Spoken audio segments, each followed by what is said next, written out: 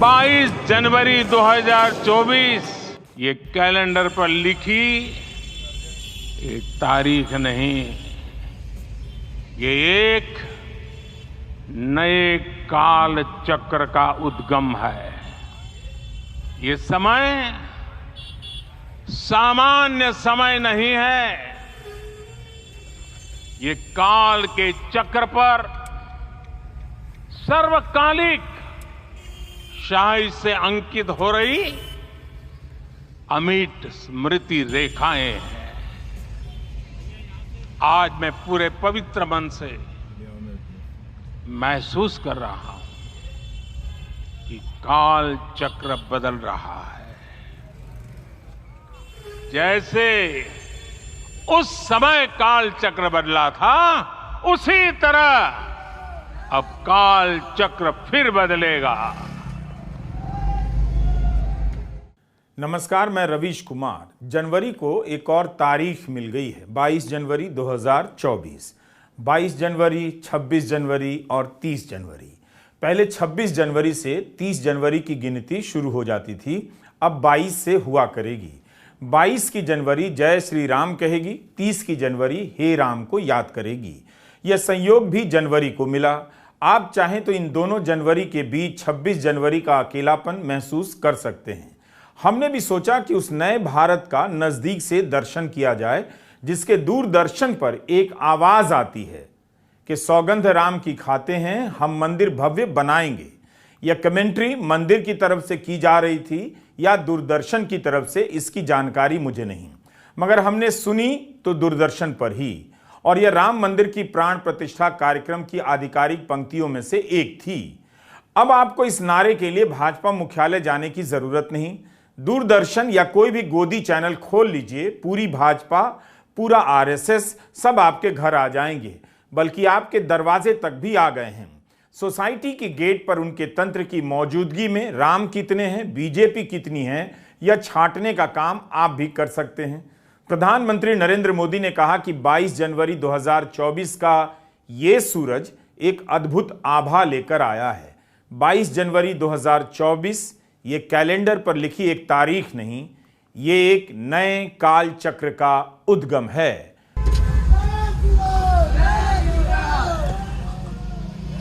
तो हम अपनी पुरानी कार में बैठ उसके चक्र के सहारे उस भारत को देखने निकल गए, जहां एक नए काल चक्र का उद्गम हुआ है। दिल्ली के एक मोहल्ले में जाकर देखने का इरादा किया कि आखिर उस भारत में ऐसा क्या नया हो गया है।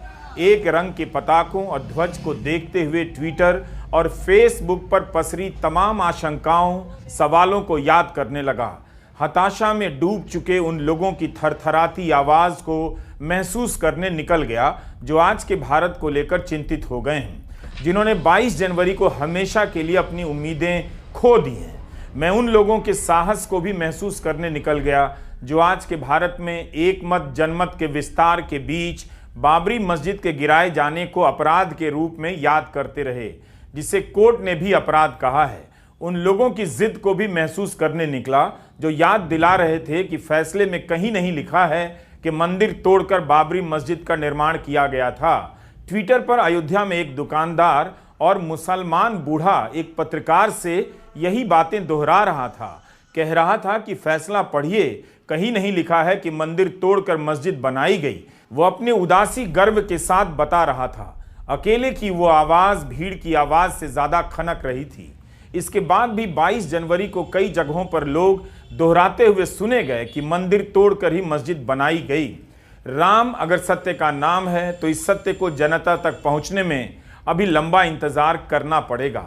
सत्य अदालतों के फैसलों के बाद भी आता है, वो जाता कहीं नहीं, यहीं कहीं रह जाता है, इन्हीं सड़कों पर जिन पर हमारी कार चल रही है। घंटे भर के हमारे सफर में 22 जनवरी के भारत की आशंकाएं 22 जनवरी के भारत की संभावनाओं से टकरा रही थीं, दब भी गई थीं मगर बोल रही थीं। इसी बीच मुझे 22 जनवरी के दिन 6 दिसंबर 1992 की याद दिलाने वाले भी मिले। बस उनकी जगह अब नई उम्र के लड़कों ने बाइक संभाल ली है, उन्हीं नारों को दोहराने के लिए।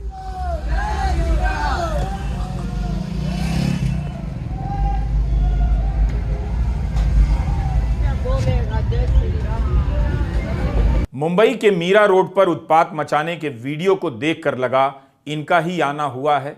राम नहीं, यही लोग आए हैं। कुछ जगहों से ऐसे भी वीडियो आए जिसमें भगवा झंडा लेकर लड़के चर्च पर चढ़ रहे हैं। एक वीडियो में गालियां दी जा रही हैं। मारपीट की घटनाएं भी सामने आई हैं। छत्तीसगढ़ के मुख्यमंत्री के क्षेत्र में ऐसे मामलों को लेकर एफआईआर हुई है। हजारों साल बाद याद किए जाने वाले इस उत्सव से आखिर ये लोग कैसे बाहर रह सकते थे? इसके बाद भी 22 जनवरी का भारत एक तरफा नहीं हो सका। किसी का दबदबा होना और भारत का एक तरफा हो जाना दोनों अलग अलग स्थितियां हैं। मैंने उसी 22 जनवरी के भारत में कई सारे भारत देखे हैं। जेएनयू में कुछ ही तो थे, मगर संविधान की प्रस्तावना का पाठ कर रहे थे। मलयालम फिल्म जगत के कुछ निर्देशकों और कलाकारों ने संविधान की प्रस्तावना का पाठ किया और साझा किया। ठीक उद्घाटन से कुछ देर पहले उनके पोस्ट आने शुरू हो गए। वे इस घटना के राजनीतिकरण का विरोध कर रहे थे। अभिनेता पार्वती थिरुवेतु, रीमा कलिंगल, दिव्या प्रभा, कणी कुसुरती, निर्देशक जियो बेबी, आशिक अबू, कमल केएम, गायक सूरज संतोष ने प्रस्तावना को ट्विटर पर साझा किया। आखिर ये कलाकार भी तो उसी देश में रहते हैं जहां ईडी के कारण लोग कांपने लग जाते हैं। सुष्मिता सेन ने अपने इंस्टाग्राम पर संविधान की प्रस्तावना शेयर की है। सुष्मिता के घर ईडी पहुंचेगी या पहले सीबीआई, यह तो राम ही बता सकते हैं। मगर राम का नाम लेकर यह जरूर सोचता रहा कि फिल्म कलाकारों को क्यों वीआईपी की तरफ बुलाया गया। क्या बुलाने के लिए लोग नहीं मिल रहे थे इतने बड़े अखंड और प्रचंड भारत में कि विकी कौशल, रणदीप हुड्डा, रणबीर कपूर, अभिषेक बच्चन, विवेक ओबराय को बुलाया गया? इनके बीच क्या वाकई लाल कृष्ण आडवाणी से लेकर अमित शाह, मुरली मनोहर जोशी राम भक्त नजर नहीं आते, जो वहां नजर ही नहीं आए? बीजेपी के ही कितने केंद्रीय मंत्री और यूपी सरकार के कितने मंत्री वहां नजर नहीं आए? वैसे फिल्म स्टार भी कुछ कम राष्ट्र सेवा नहीं करते हैं। जब भी सरकार को जरूरत पड़ती है एक ही टेक्स्ट ट्वीट कर देते हैं। मालदीव के खिलाफ लोहा लेने में इनका योगदान अतुलनीय है। अगर ऐसे राष्ट्रकर्मी नहीं बुलाए जाएंगे तो उस काल चक्र का अपमान होगा जिसका उद्गम 22 जनवरी को हुआ है। इस काल चक्र के उद्गम के पहले ऐसे बड़े आयोजनों में सुपरस्टार ही बुलाए जाते थे। फ्लॉप फिल्मों के स्टार को इतना सम्मान इसी भारत में मिला है जिसमें 22 जनवरी को एक नए काल चक्र का उद्गम हुआ है। कैलाश खेर, अनुराधा पौडवाल तो उनसे कोई शिकायत नहीं। इन दोनों ने कई सारे कर्णप्रिय भजन पहले भी गाए हैं। इन्हें देखकर मन में कोई क्वेश्चन उत्पन्न नहीं हुआ, पर फिल्म स्टारों को बुलाने के पीछे कुछ तो मकसद रहा होगा। इस पर लोगों ने सवाल क्यों नहीं किया? उनसे किस प्रकार की मान्यता चाहिए थी? किसे चाहिए थी? क्या उनके जीवन में इतनी भक्ति है कि बुलाए गए? मैंने भी बहुत ज्यादा इस पर दिमाग नहीं लगाया, क्योंकि जो भी राम का नाम लेकर आए अपना ही है। मैं भी राम का हूं और वो भी राम के ही हैं। लेकिन यही बात मैं इस व्यक्ति के बारे में नहीं कह सकता। ये राम का नाम लेकर कहीं भी आएगा, मुझे भी राम का नाम लेकर कुछ बातें तो बतानी ही पड़ेंगी। इसका नाम अनिल अंबानी है। मीडिया रिपोर्ट पढ़ रहा था। बैंकों के हजारों करोड़ का लोन नहीं चुका सका है। अंग्रेजी में इसे डिफॉल्टर कहते हैं। एक आम किसान लाख 2 लाख का लोन नहीं चुका पाने पर अपनी जिंदगी से निराश हो जाता है, खत्म कर लेता है। मगर यहां अनिल अंबानी को अमिताभ बच्चन के साथ देखा तो मेरा मन भी राममय हो चला। राम की कृपा से हजारों करोड़ का कर्जा नहीं चुकाने वाला भी प्राइवेट जेट से आया होगा। जिस भारत में काल चक्र घूमा है उस भारत में हजारों करोड़ का कर्जदार भी घूम रहा है बेफिक्री के साथ। यह सभी आम गरीब लोगों के लिए आनंद का विषय होना चाहिए। कोई तो है जो इतने हजार करोड़ का लोन लेकर इस तरह वीआईपी बना हुआ है। फ्रांस से लड़ाकू विमान रफाल की खरीद को लेकर अभी तक वहां जांच हो रही है। फ्रांस में, भारत में जांच पूरी हो गई, सुप्रीम कोर्ट की मुहर भी लग गई। रफाल सौदे के समय अनिल अंबानी का नाम खूब उछला। अमिताभ बच्चन के साथ अनिल अंबानी को देखकर कई सारे खबरें घूम गईं। बल्कि यही राम की लीला है। उन्होंने अपनी रामलीला में सबको बुला लिया ताकि जो नहीं दिख रहे थे बहुत दिनों से वे भी दिख जाएं। इस रामलीला में अनिल अंबानी ही नहीं, भारत के जंगलों के उद्धार के लिए मशहूर अनिल अग्रवाल भी नजर आए, जिनकी वेदांता पर अरबों का कर्ज है, जिस पर हाल ही में पर्यावरण संबंधी नियमों के उल्लंघन के आरोप लगे। कई खबरें आई। आज की पीढ़ी का नाचना जब खत्म हो जाएगा तब उसे समझ में आएगा कि राम का नाम लेकर एक पत्रकार अकेला खड़ा क्या कह रहा था, राम से भी और अपने समय से भी। इसलिए 22 जनवरी के भारत को आपको धीरज के साथ देखना होगा। प्रधानमंत्री ने भी अपने भाषण में सदियों की प्रतीक्षा और सदियों का अभूतपूर्व धैर्य का जिक्र किया है। अगर आप जवाब चाहते हैं तो यहां से आपको भी अपने सवालों के जवाब के लिए सदियों का धीरज रखना होगा। ऐसा नहीं था कि 22 जनवरी को लोगों के बीच राम मंदिर को लेकर स्वाभाविक उत्साह नहीं था, बिल्कुल था। बल्कि कई जगहों पर फर्क करना मुश्किल रहा कि कौन सा आयोजन लोग अपनी खुशी से अपनी तरफ से कर रहे हैं और कौन सा आरएसएस, सरकार और बीजेपी के आदेश और निर्देश से किया जा रहा है। अगर आदेश और निर्देश नहीं होते तब जाकर पता चलता असली उत्साह कैसा था। इन्हीं सवालों के प्रति अपने भीतर सदियों का धीरज पैदा करने के लिए दिल्ली के पटपड़गंज में अपनी कार से घूमने लगा। हाउसिंग सोसाइटी के गेट सजे हुए नजर आए। कुछ सोसाइटी को पूरा सजाया गया था, मगर बहुत सारी सोसाइटियों की बालकनी में अंधेरा नजर आया। आमतौर पर सोसाइटी के गेट पर ही सजावट नजर आई, वो भी संक्षिप्त, दिवाली जैसी विस्तृत नहीं। फ्लैट की बालकनी में अंधेरा नजर आया। अकेले खड़े मकानों की छत पर भगवा ध्वज लहरा रहा था, मगर ऐसा भी नहीं था कि सभी मकानों की छत पर लोगों ने भगवा ध्वज लगाए थे। कुछ बाजारों में धार्मिक पताका की भरमार नजर आई तो कुछ मार्केट में भगवा ध्वज इक्का दुक्का ही नजर आया। जितना बीजेपी और संघ के संगठन का विस्तार है उसका कुछ तो असर दिखना ही था, मगर वैसा भी नहीं दिखा कि इनके संगठन तंत्र ने पूरे भारत को एक छत के नीचे ला दिया है। इन सब को देखते हुए क्या आज के भारत को वैसा ही मान लिया जाए जैसा प्रधानमंत्री मोदी बताना चाहते हैं, मनवाना चाहते हैं? यह तो स्वीकार करना ही होगा कि बीजेपी और संघ के संगठन की ताकत हाउसिंग सोसाइटी की गेट पर पहुंच गई है। कई जगहों पर भंडारे का आयोजन हुआ, मगर उस तरह से नहीं जैसे नवरात्रि के समय दिल्ली भंडारे से भर जाया करती है। क्या उन लोगों ने वाकई 22 जनवरी के दिन उस भारत को खो दिया जो संविधान की प्रस्तावना पढ़ रहे थे? मुझे लगता है कि ऐसा नहीं हुआ होगा।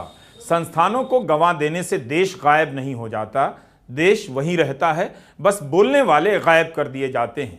मगर चुप रहने वालों को अच्छी तरह पता होता है कि वे क्यों चुप हैं। मुझे नहीं लगा कि प्रधानमंत्री जिस काल चक्र के उद्गम की बात कर रहे थे वह उद्गम हो चुका है या कुछ अलग कोई परिघटना हुई है। बेशक 24 के चुनाव में उनकी जीत हो सकती है, उसके कारण दूसरे होंगे।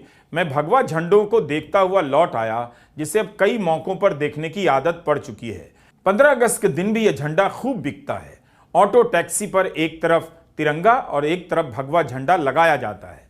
मुझे पता है कि मोदी समर्थकों की संख्या काफी बड़ी है, उनकी ताकत भी बड़ी है। तब भी दिल्ली की सड़क पर चलते हुए दिखा कि सारा भारत अभी एक तरफा भारत नहीं हुआ है। एक दो कारें दिख जाती थी जिन पर भगवा झंडा लहरा रहा था। मैं यह भी जानता हूं कि मेरी कार के आगे से गुजर रही इन सभी कारों में नरेंद्र मोदी को वोट देने वाले हो सकते हैं, लेकिन उन्होंने अपनी खुशी उस तरह से जाहिर नहीं की जिस तरह से जाहिर करने की अपील नरेंद्र मोदी ने की थी। वे अभी तक अपनी महंगी कार के आगे भगवा झंडा लगाकर चलाने का गर्व हासिल नहीं कर पाए हैं। हमने जो देखा दिल्ली का एक हिस्सा देखा, पूरी दिल्ली नहीं देखी, लेकिन देश के दूसरे हिस्सों से जो वीडियो आ रहे थे उससे लग रहा था कि हर जगह दिवाली जैसी दिवाली मनाई भी गई है और लोगों ने काफी बड़े आयोजन किए हैं। यह वीडियो दिल्ली से सटे एक्सप्रेस वे पर बने एक अपार्टमेंट का है। आप देख सकते हैं कि कितने फ्लैट को सजाया गया है और किस तरह से लोगों ने जमीन पर उतरकर भव्य दिवाली मनाई है, पटाखे छोड़े हैं। ये सारे वीडियो अब मेरठ के हैं। संघ और बीजेपी की इतनी शक्ति तो है ही कि सड़कों को पटाखों से पाट दे और जगह जगह भंडारे का आयोजन कर दे। यहाँ पर काफी प्रभाव देखने को मिला। कई मोहल्लों में लोगों ने अपने घरों को भी लड़ियों से सजाया था। पटना में बहुत लंबे रास्ते पर भगवा ध्वज लगा दिया गया था। यह पटना का मुख्य मार्ग है। पटना में बीजेपी के दफ्तर के बाहर लगे बोर्ड से पहचानना मुश्किल हो रहा था कि यह राजनीतिक दल का दफ्तर है या धार्मिक दल का। राम मंदिर का उद्घाटन राजनीतिक है या धार्मिक है। जब न्याय व्यवस्था आपको निराश करने लगे और उससे भरोसा उठने लगे, तब आपको किसी भी प्रकार के नए या पुराने भारत से दहशत हो सकती है। वह भारत अनजाना सा लगने लग सकता है। आपको पता है कि वहां से कुछ नहीं होगा, या जो भी हुआ है वहीं से हुआ है, तब आप भीतर भीतर कांपने लग जाते हैं। सुप्रीम कोर्ट के जस्टिस A.S. ओका ने 17 जनवरी को कहा कि यह मेरा निजी विचार है कि जब 1950 में संविधान लागू हुआ उस समय जो हमारा भरोसा था वह कई कारणों से कमजोर हो गया है। मुख्य कारण यह है कि हम लोगों को सस्ता न्याय नहीं दे सके हैं। अब बताइए, 17 जनवरी का भारत 22 जनवरी को पूरी तरह बदल गया। जस्टिस ओका ने कई कारणों में से एक कारण को मुख्य बताया, लेकिन इसके अलावा और क्या कारण हो सकते हैं यह सोचना आपका काम है। अयोध्या में कई रिटायर्ड जस्टिस मौजूद थे, कई सारे पूर्व चीफ जस्टिस भी गए। सबके नाम नहीं पढ़ रहा, इनके नाम वैसे भी 1000 साल बाद तक पढ़े जाएंगे। बार एंड बेंच के अनुसार सुप्रीम कोर्ट के 13 पूर्व जज वहां मौजूद थे। मेरे लिए यह बड़ी बात है कि राम में इनका भरोसा बता रहा है कि न्याय में भी इनका भरोसा रहा ही होगा। इन जजों की मौजूदगी से वैसी ही खुशी हुई जैसी खुशी मुझे अनिल अंबानी को देखकर हुई। राम ने सबको अपनी रामलीला में बुला लिया, यही सबसे बड़ी उपलब्धि थी। प्रधानमंत्री ने न्यायपालिका का आभार जताकर बहुत अच्छा काम किया। राम मंदिर के निर्माण के लिए फैसला देने वाले 5 जजों में से एक जस्टिस अशोक भूषण भी वहां मौजूद थे, जो इस समय रिटायर हैं। तो न्यायबद्ध तरीके से बना है। प्रधानमंत्री ने इसे याद कर एक जरूरी काम किया, मगर यह भी कह दिया कि न्याय की लाज रख ली। अगर आप इन दो अलग अलग पंक्तियों का एक ही मतलब समझते हैं तो आप वाकई न्याय को देखकर लजा जाने वाले व्यक्ति हैं। अगर यह फैसला कुछ और होता तब क्या प्रधानमंत्री कहते कि न्याय की लाज रख ली गई? न्यायपालिका की तारीफ भी शर्तों के साथ की गई। मुख्यमंत्री योगी आदित्यनाथ ने कहा कि आज आत्मा प्रफुल्लित है कि मंदिर वहीं बना है जहां बनाने का संकल्प लिया था। प्रधानमंत्री ने जोर देकर कहा, हमारे राम आए हैं। उन्होंने सबके बलिदान को याद किया, उन अनगिनत राम भक्तों के, उन अनगिनत कार सेवकों के और अनगिनत संत महात्माओं के ऋणी बताते हुए उन्हें याद किया। सुप्रीम कोर्ट ने बाबरी मस्जिद तोड़ने की घटना को कानून का उल्लंघन माना है। क्या इस काम को भी बलिदान, तप और तपस्या में गिन लिया गया? यह जवाब कौन देगा? भारत को संविधान की खींची हुई सीमा रेखाओं से याद किया जाता है, पहचाना जाता है, मगर प्रधानमंत्री इस भारत के भीतर मंदिरों के जरिए उसके भूगोल को याद करते हैं। वे राम के जरिए भारत की रेखा खींचते हैं जो संघ की धारा में लंबे समय से खींची जाती रही है। प्रधानमंत्री की पंक्ति भले अलग हो, नए मुख से कही जा रही हो, मगर उसके भाव वही थे जो उनसे पहले इस मुद्दे को लेकर मुरली मनोहर जोशी, लाल कृष्ण आडवाणी और संघ के कई सरसंघचालक बोला करते थे। वे गैर हाजिर थे, मगर उनकी राजनीति के शब्दों की हाजिरी हर तरफ सुनाई दे रही थी, प्रधानमंत्री के शब्दों से भी टपक रही थी। मगर उसी भारत में कितना कुछ अलग था। राममय था, मगर वैसा राममय नहीं जिस पर केवल संघ का एकाधिकार बताया जाता रहा। वह भारत 22 जनवरी को बोल रहा था, भले ही उसकी आवाज लोगों तक नहीं पहुंच रही थी, क्योंकि मीडिया राममय हो गया था। राम का नाम लेकर भारत का मीडिया सत्य का साथ देने लगे तो वाकई मान लेता हूं काल चक्र का उद्गम हुआ है, कोई काल चक्र घूम गया है। एक नए काल चक्र में इस गोदी मीडिया पर एक महिला एंकर जय श्री राम के नारे लगवा रही थी। इस नारे को उसी मीडिया में जो वैधानिकता और मान्यता मिली है, भारत के इतिहास में किसी भी नारे को नहीं मिली है। भारत के गोदी मीडिया को इस नारे का कब से इंतजार था? आप ही बताइए, क्या राममय राममय का नारा लगाने वाले आज के मीडिया के किसी भी काम को आप राम की मर्यादा के अनुकूल पाते हैं? सच कहिएगा। जिस मीडिया ने सच का साथ नहीं दिया, क्या वो अयोध्या पहुंचकर इसलिए पवित्र हो जाएगा क्योंकि वह राम का नाम जप रहा था और जय श्री राम के नारे लगवा रहा था? क्या आप इस सवाल का सामना कर पाएंगे या नजर नीची कर जाएंगे? मीडिया की भक्ति में राम के नाम पर मोदी की भक्ति साफ साफ नजर आ रही थी। इसलिए 22 जनवरी का दिन याद दिलाता रहेगा कि आजाद भारत के मीडिया ने राम के नाम पर पूरे महीने क्या किया। आप मीडिया की रिपोर्टिंग पढ़िए, अब लौटकर फिर से तो देखिए। राम मंदिर के साथ साथ 2024 में मोदी की जीत मिलाकर परोसा जा रहा था। हर दूसरी पंक्ति में 2024 की जीत को शामिल किया जा रहा था। वह साफ करता चला गया कि यह जो भी हो रहा है 2024 के लिए हो रहा है।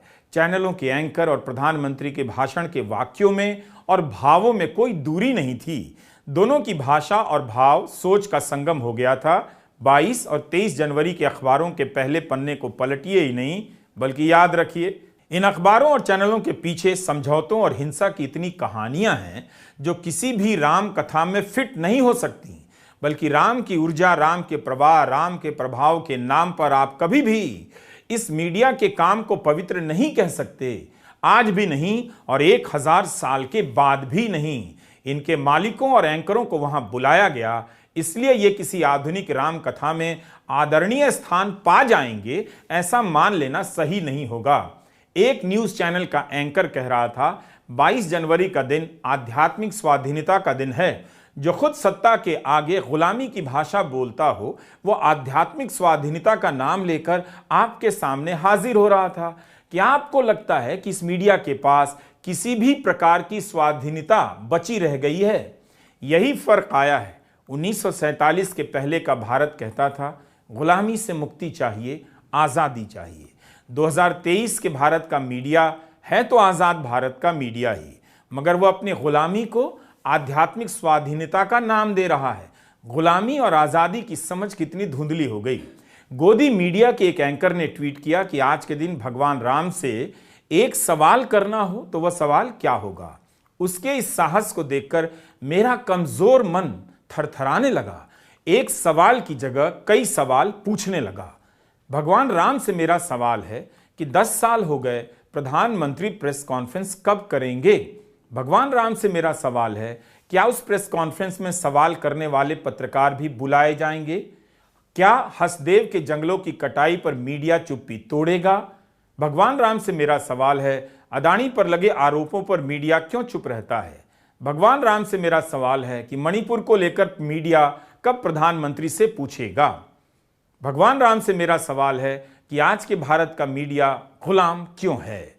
आज के भारत का मीडिया सच क्यों नहीं बोलता? आज के मीडिया में करुणा क्यों नहीं है? नफरत क्यों है? राम का नाम लेने वाला मीडिया अपना काम क्यों नहीं करता है? भगवान राम से मेरे कई सारे सवाल हैं। इनमें से एक भी सवाल वह एंकर नहीं दोहरा सकता जो पूछ रहा था। राम से पूछना हो तो क्या पूछेंगे? वह एंकर भगवान राम से पूछ सकता है कुछ भी, मगर प्रधानमंत्री से नहीं पूछ सकता, नौकरी चली जाएगी। अब कोई एंकर ऐसा ट्वीट नहीं करता कि प्रधानमंत्री से पूछना है, आप कौन सा सवाल पूछना चाहेंगे? उसे राम से एक सवाल करना याद रहा, प्रधानमंत्री से एक सवाल करना 10 साल में भी याद नहीं आया। वह यह काम नहीं कर सकता, इसलिए राम का नाम लिए जा रहा था। वह राम का नाम भक्ति या आस्था के लिए नहीं, बल्कि अपने अपराधों पर पर्दा डालने के लिए ले रहा था। हमें मालूम है कि विशाल गोदी मीडिया के तंत्र के सामने हमारे इस वीडियो की पहुंच बेहद सीमित है, लेकिन जैसा कि प्रधानमंत्री ने खुद अपने भाषण में गिलहरी और जटायु की याद दिलाई, जटायु को पता था, जैसा कि उन्होंने बताया, वो रावण की सेना को हरा नहीं सकते थे, मगर रास्ते भर अपना बलिदान देते रहे, उसे रोकते रहे। इसलिए हम गिलहरी हैं और जटायु हैं, हम जैसे चंद पत्रकार। हमारे होने की प्रासंगिकता हमारी शक्ति और प्रभाव में बिल्कुल नहीं है, हमारी भूमिका में है। हमारी भूमिका बहुत छोटी है, गिलहरी की तरह। हम संख्या में बहुत कम हैं, लेकिन हम गिलहरियों का काम है कि हम राम का नाम लेकर नाच रहे इस गोदी मीडिया के सारे पापों को जनता के बीच लाते रहें, उसे दर्ज करते रहें। भगवान राम से तो बहुत सारे सवाल हैं, मगर उनकी भक्ति के नाम पर एक ऐसी अदालत खड़ी कर दी गई है, एक ऐसी पुलिस खड़ी कर दी गई है, एक ऐसी निर्वाचन व्यवस्था खड़ी कर दी गई है, एक ऐसा मीडिया खड़ा कर दिया गया है जो सत्य बोलने वालों की कमर तोड़ देता है, सत्य पर पर्दा डाल देता है, झूठे मुकदमों में सालों तक जेल में डाल दिया जाता है। 22 जनवरी के दिन की चुप्पी सहमति की चुप्पी नहीं होती। अगर ये हाल ना होता, क्या यह सब 22 जनवरी की बात बदल जाएगा? अच्छा है बदल जाए तो। राम के नाम पर जनता के बीच बनी सेना को भरोसा हो गया है कि अब दुनिया का कोई भी प्रतापी सत्य उनके अहंकार से लोहा नहीं ले सकता। यह उसी शक्ति का अहंकार है कि राम का नाम लेकर एक थर्ड क्लास मीडिया आध्यात्मिक स्वाधीनता की बात कर रहा है, और इसका विरोध करने का साहस समाज के हर वर्ग ने इसके चक्कर में खो दिया है। आप राम पर हमेशा गर्व करेंगे, मगर इस मीडिया पर राम का नाम लेकर भी गर्व नहीं कर पाएंगे। कहां तो उसे राम के सामने खड़े होकर डरना चाहिए था, अपने पापों को याद करना चाहिए था, मगर सत्ता का सहचर बनकर वह ललकार रहा है। यह भी प्रभु की ही रामलीला है। देखते चलिए, उन्होंने ये रामलीला सजाई है। मीडिया की कमेंट्री में संविधान की आत्मा विस्थापित हो रही थी। एक न्यूज़ चैनल का एंकर किसी धार्मिक नेता से सवाल करता है, आप मोदी की तपस्या पर क्या कहेंगे? धार्मिक नेता कहते हैं, विधान और संविधान में अंतर है। विधान कभी बदलता नहीं, संविधान सैकड़ों बार बदलता है। कल विधान स्थापित होगा, आज संविधान ने विधान देखा है। इन बातों के अर्थ बहुत गहरे हैं। एक की विदाई है, एक का स्वागत है। विधान भी तो बदला है, जिसे लेकर शंकराचार्यों ने सवाल उठाए थे। प्रधानमंत्री ने भी कहा कि राम भारत का विधान है। एंकर, धार्मिक संत, प्रधानमंत्री सब एक तरह से बोल रहे थे। मुझे प्रधानमंत्री की आर्थिक सलाहकार समिति के सदस्य और अर्थशास्त्री विवेक देबरॉय का वह कथन याद आ गया।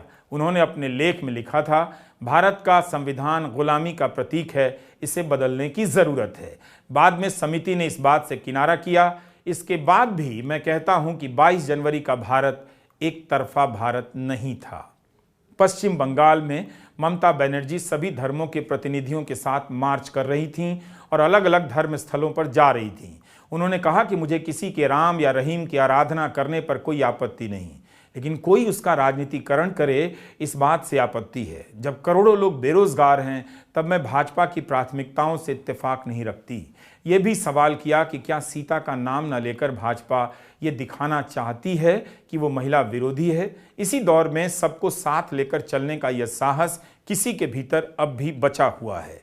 ममता ने वह नहीं किया जो केजरीवाल ने किया। ममता ने मोदी की ताकत से अलग हटकर चलने का साहस दिखाया। केजरीवाल की पार्टी के नेता शोभा यात्रा निकालने लगे। वे बीजेपी, संघ और गोदी मीडिया के तंत्र के बनाए राममय माहौल में ही प्रभावित होने लगे। केजरीवाल को लगा कि बीजेपी की तरह होकर ही बीजेपी से लड़ा जा सकता है। आम आदमी पार्टी ने राम तक पहुंचने का वही रास्ता चुना जो बीजेपी पहले से बना चुकी थी। 22 जनवरी के भारत में राम को आगे कर लड़ रही बीजेपी से लड़ने के दो रास्ते नजर आए, एक ममता का, एक अरविंद केजरीवाल का। एक तीसरा रास्ता नीतीश कुमार और तेजस्वी यादव का दिखा, जो 21 जनवरी को समस्तीपुर में अस्पताल का उद्घाटन करने चले गए। 500 बेड वाले श्री राम जानकी मेडिकल कॉलेज एवं अस्पताल की जमीन श्री राम जानकी मठ ने दी थी। खगड़िया जिले के गोगरी अनुमंडल में भी 100 बेड के अस्पताल का लोकार्पण किया गया। क्या लोग मंदिर छोड़कर अस्पताल में राम खोज लेंगे? मुश्किल है कहना, मगर किसी ने कोशिश तो की कि वह बीजेपी से अलग दिखे, उसके बनाए रास्ते को छोड़कर अपनी पतली सी पगडंडी पर चलता रहे। इसलिए 22 जनवरी के भारत को देखना है तो निरंकुश सत्ता के विशाल प्रभाव क्षेत्र से भी बाहर झांकिए। असम में राहुल गांधी की पदयात्रा निकल रही थी, जगह जगह पर टोका टोकी हुई। 22 की सुबह जब राहुल गांधी ने श्री शंकर देव की जन्मस्थली पर जाने का रुख किया, उन्हें रोक दिया गया। राहुल सड़क पर बैठ गए, लेकिन जाने नहीं दिया गया। अखिलेश यादव ने ट्वीट किया, किसी को भी भगवान के दर्शन करने से रोकने से बड़ा अधर्म और क्या हो सकता है।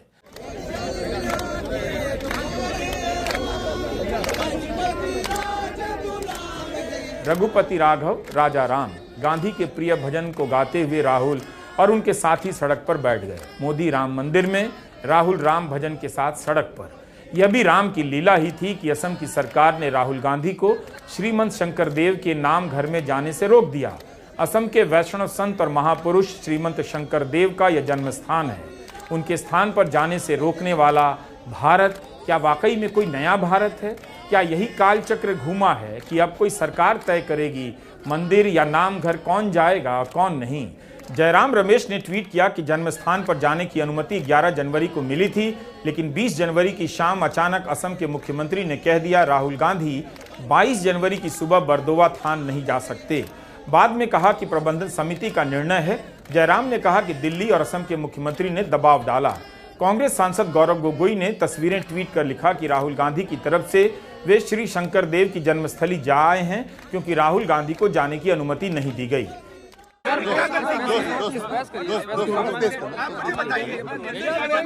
मुझे बताइए मैंने गलती क्या की? वहाँ इनवाइट किया गया, अब एडमिनिस्ट्रेशन कह रहा है नहीं जा सकते हैं, तो मैं पूछ रहा हूँ क्यों नहीं जा सकते? क्या गलती की है मैंने? मैं बस हाथ जोड़ने जाना चाहता हूँ, रिस्पेक्ट नहीं करना चाहता हूँ, बट ये अलाउ नहीं कर रहे हैं। अब देख रहे हैं, बस मैं कारण पूछ रहा हूँ। Now government and Modi ji will decide मंदिर कौन जा सकता है, कब जा सकता है और कब नहीं जा सकता है। शायद आज सिर्फ एक व्यक्ति मंदिर में जा सकता है। मैंने सोचा था अगर हम असम आए हैं तो उनको रिस्पेक्ट करना चाहिए, हम भी उन्हीं के रास्ते पे चलते हैं, लोगों को जोड़ते हैं, नफरत नहीं फैलाते हैं, तो वो हमारे लिए एक गुरु जैसे हैं, हमें डायरेक्शन देते हैं। तो मैंने सोचा कि जाके मैं वहाँ मत्था टेक लूं। उनका इनविटेशन आया था, 11 तारीख को इनवाइट किया था, मगर फिर यहाँ पे हमें कहा गया कि कोई लॉ एंड ऑर्डर की सिचुएशन है।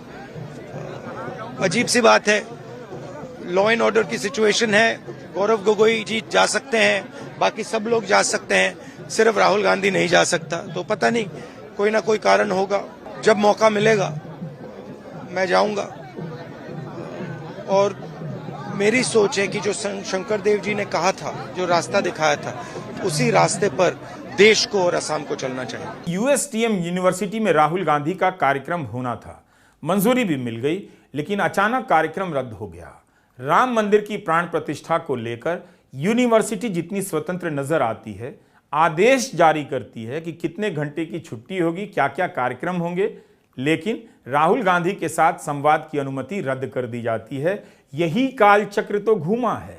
कांग्रेस प्रवक्ता सुप्रिया श्रीनेत ने कहा कि अमित शाह ने हिमंता के साथ मिलकर यूनिवर्सिटी प्रशासन और मालिकों पर दबाव बनाया, लेकिन जब राहुल आज गुवाहाटी की ओर से प्रस्थान कर रहे थे, तब यूनिवर्सिटी के हजारों छात्र सड़क पर उनसे मिलने के लिए इकट्ठा हो गए और इस बेपनाह मोहब्बत को देखकर राहुल ने रुककर छात्रों को संबोधित किया। कांग्रेस इसे लेकर उत्साहित है कि मेघालय की जनता ने राहुल गांधी का बड़ा स्वागत किया। 22 जनवरी का यह भारत दिल्ली के भारत से अलग जरूर है, मगर यह भीड़ उस राजनीति का जवाब नहीं जिसे नरेंद्र मोदी ने आज के भारत में खड़ी की है। उसकी चुनौती का सामना तो यूपी और बिहार की जमीन पर आकर ही करना पड़ेगा, मगर यही कम राहत की बात नहीं कि 22 जनवरी को सारा भारत एक तरफा नजर नहीं आया। लोग कम थे मगर बोल रहे थे। देखिए, मैं यहां आया, मैं आपसे गले मिलने आया, आपकी बात सुनने आया, आपके सपनों के बारे में सुनने आया। हिंदुस्तान के होम मिनिस्टर ने फोन उठाया, आपके चीफ मिनिस्टर को फोन लगाया, कहा राहुल गांधी को स्टूडेंट से नहीं मिलने देना है। हेमंतो जी ने यहां पे आपके जो लीडरशिप है, प्रिंसिपल्स हैं, उनको फोन लगाया, कहा राहुल गांधी असम के स्टूडेंट से, असम के छात्रों से, नॉर्थ ईस्ट के स्टूडेंट से नहीं मिल सकता है। और इसीलिए मैं यहां नहीं आ पाया। मैं आपको सिर्फ एक बात बताना चाहता हूं, आपको नॉर्थ ईस्ट के स्टूडेंट्स को, हिंदुस्तान के स्टूडेंट्स को गुलाम बनाने की कोशिश की जा रही है। यह हो रहा है हिंदुस्तान में। आपको कहा जा रहा है कि आप सोचो मत, आप सपने मत देखो, जो आपको बताया जा रहा है ऊपर से उसको आप सुन लो। मैं आपसे यहां कहने को आया हूं, आप हिंदुस्तान के भविष्य हो। अगर आपने सोचना बंद कर दिया, अगर आपने सपना देखना बंद कर दिया, तो हिंदुस्तान खत्म हो जाएगा, हिंदुस्तान नहीं बचेगा। 22 जनवरी को भारत नहीं बदला, यह कहना समय की सच्चाई से इनकार करना होगा। जरूर बदला है, लेकिन क्या उस तरह से बदला है जिसका दावा किया जा रहा है, जिसकी आशंका जताई जा रही है कि सब कुछ अब खत्म हो गया। हताश और निराश होने से पहले थोड़ा रुकिए, भारत को एक बार नजर घुमाकर देख लीजिए। राजनीतिक जीत जरूर काफी कुछ तय करती है, मगर वही अंतिम होती तो राम मंदिर से पहले भी नरेंद्र मोदी 2 बार चुनाव जीत चुके हैं। याद रखिए, देखने की बात यह है कि राम मंदिर के बहाने किस तरह से प्रधानमंत्री को तपस्वी ऋषि मुनियों के खांचे में फिट किया गया। मेरी कार के चक्र ने सारे भारत को तो नहीं देखा, सारी दिल्ली को नहीं देखा, एक छोटे से हिस्से में चक्र ने चक्कर लगाए, मगर देवगिरी का भाषण याद आता रहा। उनके भाषणों में इस बात पर जोर था कि प्रधानमंत्री हमें प्राप्त हुए हैं। प्राप्ति पर इस तरह का जोर चंपत राय के उस ऐलान से अलग नहीं था जिसमें उन्होंने प्रधानमंत्री को विष्णु का अवतार कहा, प्रधानमंत्री ने राम को विधान कहा। उम्मीद है आप इस आवाज को आज ही सुनेंगे, समझेंगे। 1000 साल के बाद का भारत किसने देखा है? इसी भारत के हजारों कोनों से जो आवाजें आ रही हैं उसे सुनिए। मैं जा रहा हूं देवगिरी के इन शब्दों को आपके बीच छोड़ते हुए। नमस्कार, मैं रवीश कुमार। कोई महापुरुष हम लोगों को उपलब्ध होता है और उस विभूति के कारण युग परिवर्तित हो जाता है। इस प्रकार का परिवर्तन लाने के लिए अपने जीवन को साधना पड़ता है और इस प्रकार जीवन साधने वाले हमारे इस देश की परंपरा के अनेक महान रत्नों में आज हम लोगों को समय की आवश्यकता, युग की आवश्यकता, सनातन के अंतःकरण की आवश्यकता के रूप में हमारे सम्माननीय प्रधानमंत्री जी प्राप्त हुए हैं।